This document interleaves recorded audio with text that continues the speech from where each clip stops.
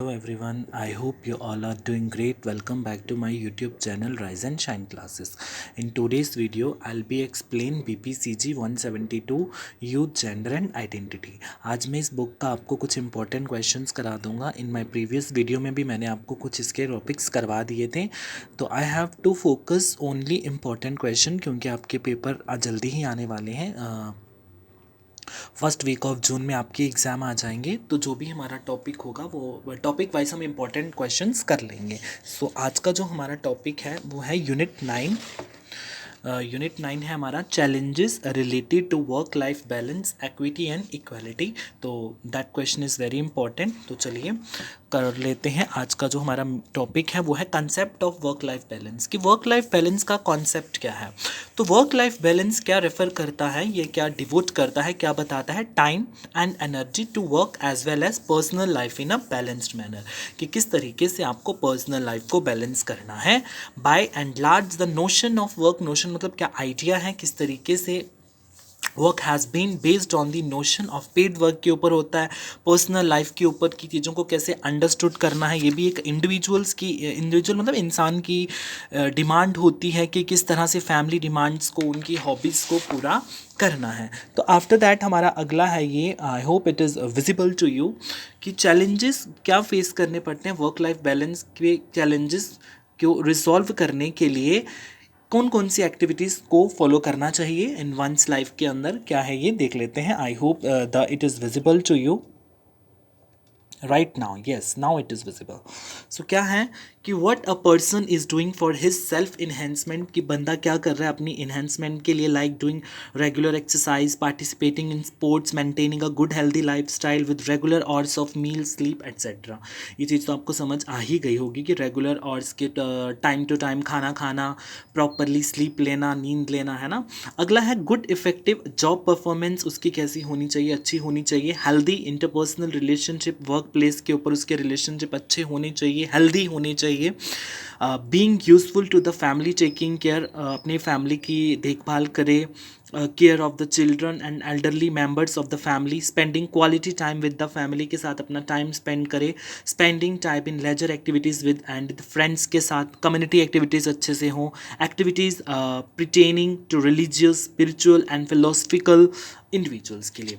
While being good at work contributes, कि जो भी उसका कंट्रीब्यूशन है अपने सेल्फ एस्टीम का मतलब हो गया self respect and social respect, attending to all other except listed above contributes to subjective well being, जो भी उसकी वेल बीइंग है. क्योंकि वर्क लाइफ क्या होती है, वर्क लाइफ अचीव करती है डिफरेंट वे से बाय डिफरेंट पीपल, ठीक है ना. So somebody may try to balance their caring responsibilities. अगर कोई क्या करता है, ट्राई करता है responsibilities for her children with work, and while somebody else may want more time to themselves engaging activities. क्योंकि सबकी अपना अपना तरीका होता है हर एक सिचुएशन को डील करने का. तो ये आ गया, ठीक है ना. हडसन, ये जो HUDSON, Hudson defines work life balance. 2005 में उन्होंने क्या बताया था कि वर्क लाइफ बैलेंस का एक सेटिस्फैक्ट्री लेवल है इन्वॉल्वमेंट का, fit between multiple roles in person's life. कि उसकी लाइफ के बहुत सारे रोल्स होते हैं, मल्टीपल रोल्स, ठीक है. Work life balance is not a necessary and equal balance between work and life. It is about achieving a sense of harmony and happiness among different roles जो भी वो प्ले कर रहा है different stages of life. Work life balance क्या है, एक broad concept है, एक बहुत बड़ा कंसेप्ट है. Can be defined as a proper prioritising between work and life, ठीक है ना. वर्क और लाइफ के बीच में ये बताया जाता है कि by deciding the amount of time you spend on both aspects. कि work includes one career, work को हम इंक्लूड कर सकते हैं करियर से, क्या एम्बिशियस क्या है, किस फील्ड में क्या प्रोफेशन है. एंड लाइफ इंक्लूड आप कर सकते हो once family, friends, social relation, हमारे जो हेल्थ होते हैं, रिलीजियस, स्पिरिचुअल एक्सपेक्ट्स हो गए. Also reported that work life is about understanding your priorities. कि जो भी वर्क लाइफ है वो अंडरस्टैंड करते हैं अपनी प्रायोरिटीज़ को लेके, both personal and professional level. Somebody may work 8 hours a day, अगर कोई काम कर रहा है 8 घंटे एक दिन में, and still make time to pursue highly fulfilling hobbies. अगर उसको अपनी हॉबीज़ भी वो क्या कर कर रहा है, फुलफिल कर रहा है। तो work life balance is about making time.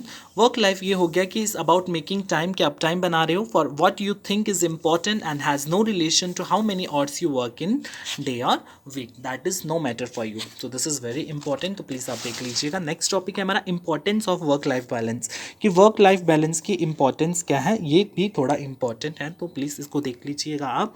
कि as mention earlier something becomes a challenge, कि कोई भी चीज़ आपके लिए चैलेंज बनती है when it is important for the subject in question and becomes difficult to achieve. According to Singh and Khanna, ये लिखा गया है, according to Singh and Khanna 2011 में work life balance has gained importance due to following reasons, कि work life में क्या किया, work life जो बैलेंस है बहुत सारी इंपॉर्टेंस है उसकी, ये फॉलोइंग रीजन है। पहला है changing social seen in today's, अगर हम बात करें world maintaining work life balance, की आज के ज़माने में क्या कर रहे हैं, वर्क लाइफ मेंटेन करना बहुत ज़्यादा ज़रूरी है, is the greatest challenge employees face. Employees के लिए एक बहुत बड़ा चैलेंज हो गया है। They have realise that their personal lifes, की जो भी उनकी पर्सनल ज़िंदगी है, have an effect on their work life, की जो भी उनकी वर्क लाइफ चल रही है और पर्सनल लाइफ में थोड़े क्लैशेस आ जाते हैं। Hence they are striving hard to maintain balance between the two, इन दोनों के बीच में अगर उनको बैलेंस मेंटेन करना है तो उसके लिए टाइम लग जाता है। Changing work culture, there is a shift the organisational work culture, एक शिफ्ट ऑर्गेनाइजेशनल वर्क कल्चर होता है। टुडेज वर्क कल्चर प्रोवाइड, जो आजकल का वर्क है वो क्या प्रोवाइड करता है, फ्लेक्सिबल वर्क आवर्स, आपको फ्लेक्सिबल टाइम दिया जाएगा, वर्क आवर्स दिए जाएंगे, फोकस ऑन रिजल्ट के ऊपर फोकस किया जाता है, रिकॉग्नाइजेशन ऑफ अचीवमेंट, अचीवमेंट को रिकॉग्नाइज किया जाता है। एंड इससे क्या होता है, this has made work place even more competitive, इससे जो हमारा वर्क प्लेस है और भी कॉम्पिटिटिव रह जाता है। Employees are always expected give their best, और जो भी एम्प्लॉयज़ होते हैं वो अपना बेस्ट देते हैं। I hope it is clear. Let's coming to the next है increased work time. Work time बढ़ रहा है इफेक्ट ऑफ ग्लोबलाइजेशन की वजह से, क्योंकि with globalisation organisation are working 365 days 24 hours and 7 days week, इतना काम हो रहा है आजकल, 24 एंड 7 आवर्स कंपनीज चल रही हैं वर week irrespective of time zones. Even the technology has added to speed of work, work की स्पीड भी बढ़ गई है but the work load remain same. Speed चाहे जितनी मर्जी बढ़ गई हो, डिजिटल सिस्टम भी आ गया हो, लेकिन वर्क लोड तो day by day increase same ही रहता है। ठीक है ना। अगला है ड्यूअल इनकम फैमिलीज। तो इसमें क्या होता है कि जो भी एटीट्यूड्स होते हैं, work styles and cultures has distributed the work life balance. Working mothers have major responsibilities, mother के ऊपर बहुत सारी रिस्पॉन्सिबिलिटीज़ होती हैं। मैनेजिंग बोथ, जैसे एक माँ क्या करती है, अगर कोई मदर है, अगर वो कोई जॉब कर रही है या किसी कंपनी में काम कर रही है, तो वो दोनों काम अच्छे से दे सकती है, एज वेल एज अपने घर का काम भी और ऑफिस का काम भी। तो this makes it all the more important to work life and life work balance work and life. तो balancing professional and personal life can be challenge in today's demanding work place के अंदर, कि जो professional और personal life है दोनों में क्या होते हैं, चैलेंजेस होते हैं, बट क्या करना है, काम तो करना है। With the recession pushing many professionals to work harder than ever technology, ठीक है ना, तो टेक्नोलॉजी से भी उनको ज़्यादा हार्डवर्क करना पड़ता है। World around clock achieving life balance के लिए, life balance work life balance is more important, ये एक बहुत इंपॉर्टेंट है and elusive then ever. According to Abercrombie, it seems that is problem increasing over time due to female labor force, क्योंकि female labour की जो force है वो ज़्यादा बढ़ रही है, अभी उनका पार्टिसिपेशन है वो ज़्यादा बढ़ रहा है। ठीक है ना। Increasing number of single parent families भी, I hope it is visible, ठीक है। Increasing single parent families, the predominance of the dual earner family, है ना, ड्यूल मतलब दोनों काम करते हैं जहाँ पे, ठीक है ना, जहाँ पे मदर, अनएम्प्लॉयमेंट भी बहुत ज़्यादा बढ़ रहा है ना इंडिया के अंदर, क्या हर जगह ही बढ़ रहा है आजकल। तो इट इज़ फर्दर, ये globalisation, ageing population and historically low employment के ऊपर है। इन टूडेज कॉम्पिटिटिव वर्ल्ड में ऑर्गेनाइजेशंस आपको पता बढ़ रही हैं ना, valuable human resource positively impacting their life.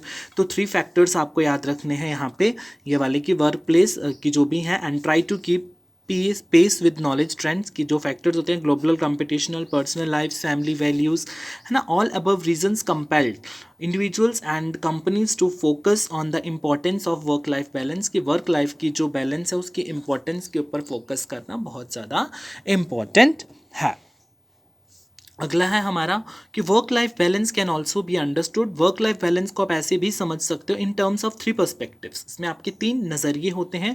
First हो गया ऑर्गेनाइजेशनल पर्सपेक्टिव, वेयर यहाँ पे क्या होता है, where the organisation takes a lead role, जो भी ऑर्गेनाइजर्स होते हैं उनका बहुत रोल होता है, लीड रोल होता है टू हेल्प एम्प्लॉय, ताकि एम्प्लॉय का हेल्प कर सके अपना maintain their work life balance and tackle, और अपनी सिचुएशन को अच्छे से टैकल कर सके, जो भी उसके रिलेटेड इश्यूज हैं उसको सॉर्ट आउट कर सके। सेकेंड पर्सपेक्टिव है इंडिविजुअल पर्सपेक्टिव। इंडिविजुअल पर्सपेक्टिव में क्या होता है, where the individual makes efforts to maintain balance, जहाँ पे वो बैलेंस मेंटेन करने का कोशिश करता है अपने काम पे, and by consequently working towards. And third है द फैमिली पर्सपेक्टिव।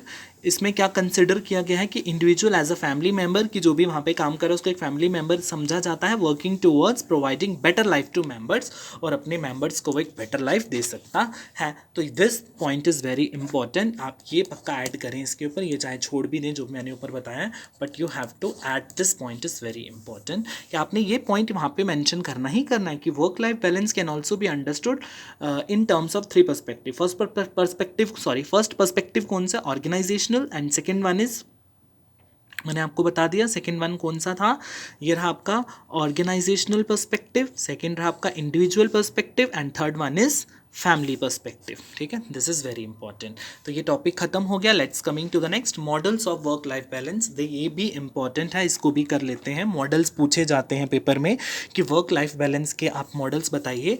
तो different theories and models have been forwarded to explain work life balance which you learn in this section.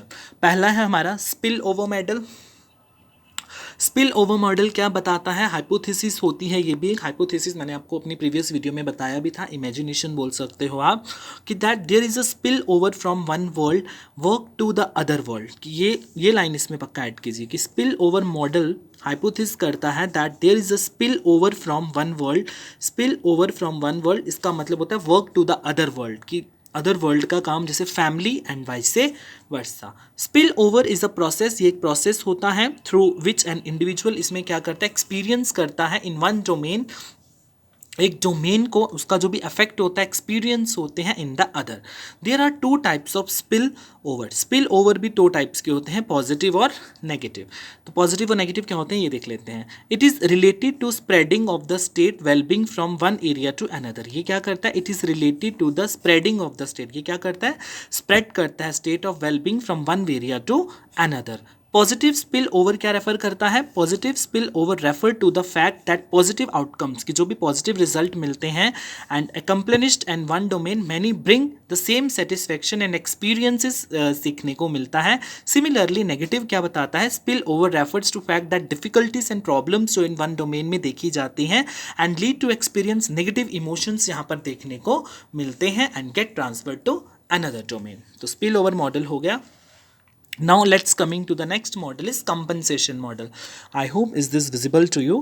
Compensation model कौन सा होता है, in contrast to the spill over, ठीक है ना। spill over model established, इसको किसने किया था, इसके हिसाब से ये जो है पॉइटर कॉस्विकी established another view of understanding। इन्होंने एक दूसरा तरीका बताया था समझने का वर्क और फैमिली को, which is known as compensation model।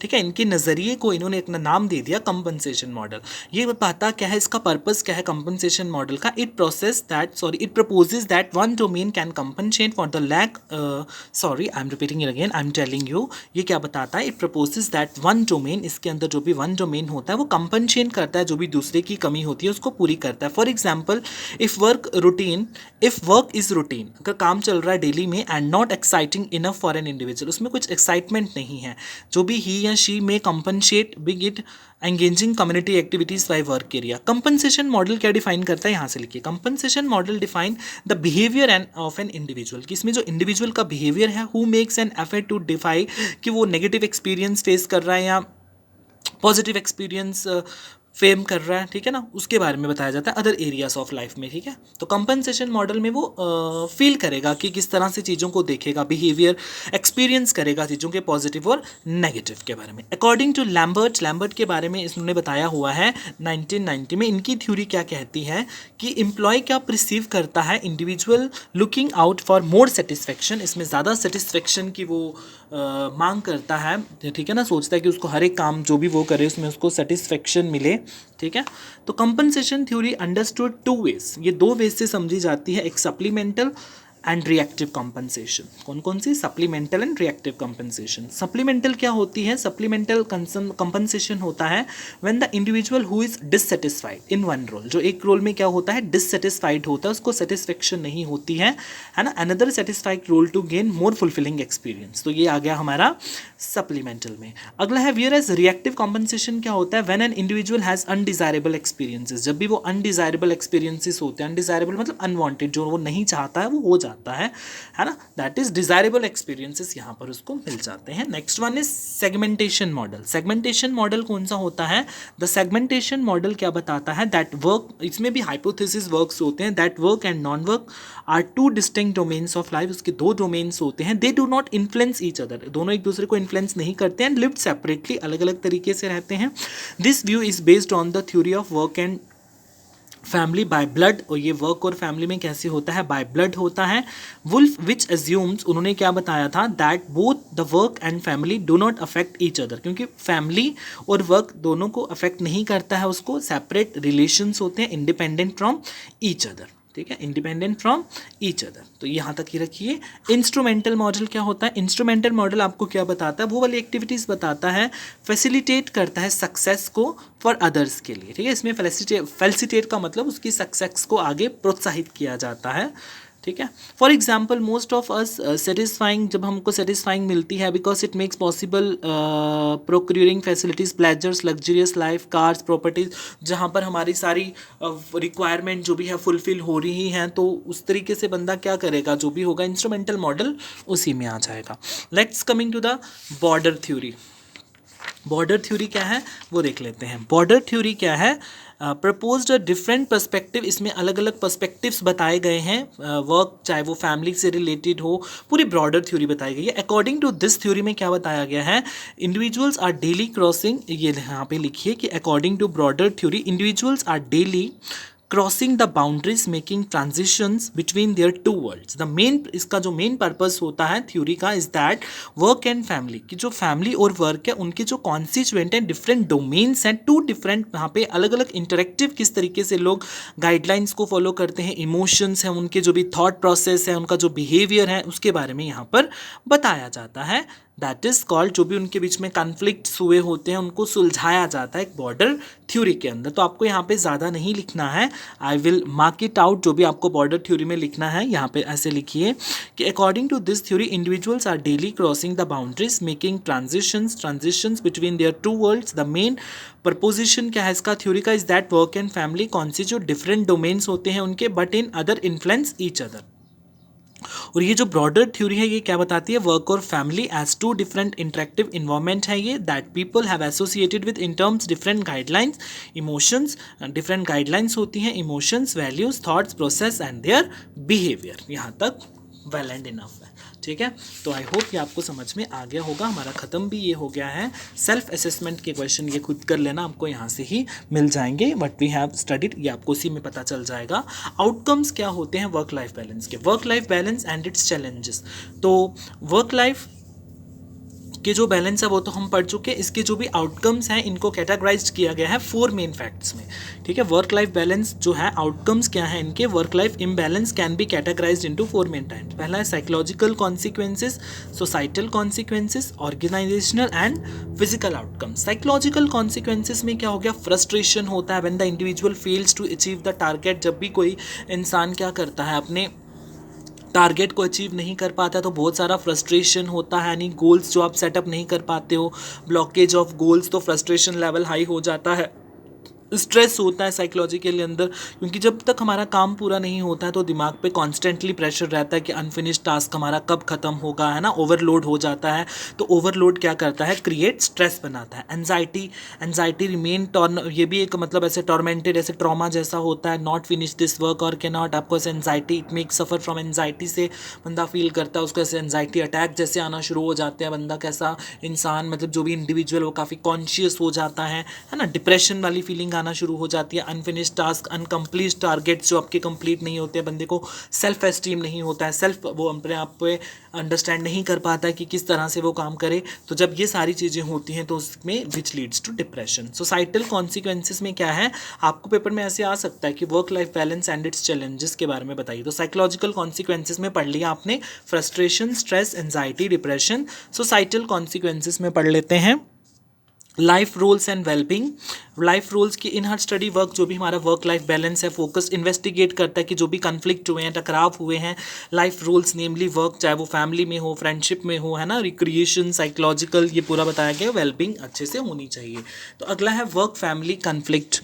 Work और family conflict. Work family conflict में क्या हो गया, वर्क का मतलब हो गया काम, फैमिली का मतलब हो गया फैमिली परिवार, कन्फ्लिक्ट का मतलब हो गया टकराव। तो समझ आ ही गया होगा कि either work conflict with the familiar responsibility, क्योंकि अगर काम हम अच्छे से नहीं कर पाएंगे तो फैमिली का भी बोझ होता है कि बच्चा हमारा काम नहीं कर रहा है अगर हमारे पर, क्योंकि फैमिली की भी तो रिस्पॉन्सिबिलिटी होती है ना इंडिविजुअल्स के ऊपर, जैसे हमारे ऊपर भी होती है। तो उससे क्या होता है, वर्क फैमिली कन्फ्लिक्ट बढ़ जाता है, जो भी रिस्पॉन्सिबिलिटीज़ होती हैं वो इंडिविजुअल्स पर आ जाती हैं। अगला है डिस्टर्ब फैमिलीज़, क्योंकि जब इम्बैलेंस होगा, काम ही नहीं होगा तो हिट्स फैमिलीज पे क्या करिए, अगर फैमिली का इंडिविजुअल, फैमिली का बंदा परेशान तो फैमिली भी क्या रहेगी, डिस्टर्ब रहेगी, क्योंकि फैमिली भी क्या करती है अपने इंडिविजुअल की, अपने बंदे की ओवर मतलब उसकी देखभाल करती है। अगर वो थोड़ा डिस्टर्ब रहेगा तो उसकी वजह से फैमिली भी डिस्टर्ब रहती है।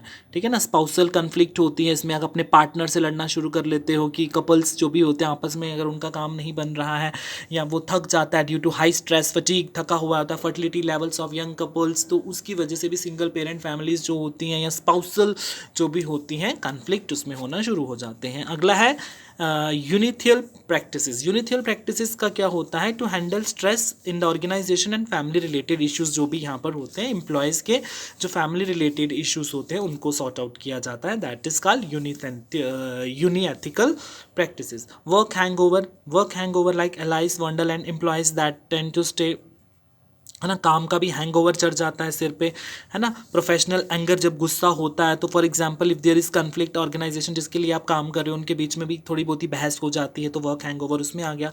Need for home based care for elderly, तो वर्क लाइफ को इम्बैलेंस अगर चल रही है तो नेगेटिवली वो एल्डरली नीड्स इन लाइफ, हमारे घर का कोई बड़ा भी है तो हम उससे भी लड़ाई झगड़ा शुरू कर लेते हैं। India facing the problem ageing population, India ने काफ़ी ये पेपर प्रॉब्लम फेस किया था, है ना, किया है। वर्किंग कपल्स जो है वो बैलेंस देयर होम रिस्पॉन्सिबिलिटीज़ उनसे नहीं हो पाती है, वो अपने बड़ों का ध्यान नहीं रख पाते हैं। अगला है organisational outcomes consequences. Organisational consequences में क्या है कि work life balance and organisational citizen behaviour, इसमें ये है कि it has been seen that when employees have work life balance, उनके जो भी वर्क लाइफ बैलेंस है उनको एंगेज किया जाता है, हेल्पफुल बिहेवियर उनके जो भी को वर्कर्स हैं उनके लिए। ठीक है। तो अगला आ गया अंडर परफॉर्मेंस की, जो भी वर्क इम्बैलेंस रिजल्ट है उसके अंडर परफॉर्मेंस ऑफ एम्प्लॉयज़ होता है यहाँ पे। तो उससे क्या हो, the work life imbalance result in under performance of employees perform much below their actual potential because of their stress and fatigue, ताकि वो उनका जो स्ट्रेस होता है, थकावट होती है, उसकी वजह से काम पूरा नहीं हो पाता है। ट्राई किया जाता है बैलेंस करने का लिए काम। ठीक है। Lack of job satisfaction organisational commitment, इसमें क्या होती है, लैक ऑफ जॉब सेटिस्फेक्शन मतलब जॉब की कमी होती है और जो भी ऑर्गेनाइजेशनल कमिटमेंट की जाती है उनकी फुलफिलमेंट नहीं की जाएगी, क्योंकि वर्क लाइफ को इम्बैलेंस जब होती है तो जॉब डिससेटिस्फेक्शन बहुत ज़्यादा होता है। एम्प्लॉय सेटिस्फाइड नहीं होते हैं अपने काम से, they are not satisfied with their job, they also start losing interest, जो भी उनका इंटरेस्ट होता है वो जॉब में उनका चले जाता है। And organisation commitment towards organisation. तो ये हो गया आपका इतना सा, एंड अगली वीडियोस में मैं और करा देता हूँ आगे। इसको इतना ही रखते हैं। Thank you very much and do subscribe the channel.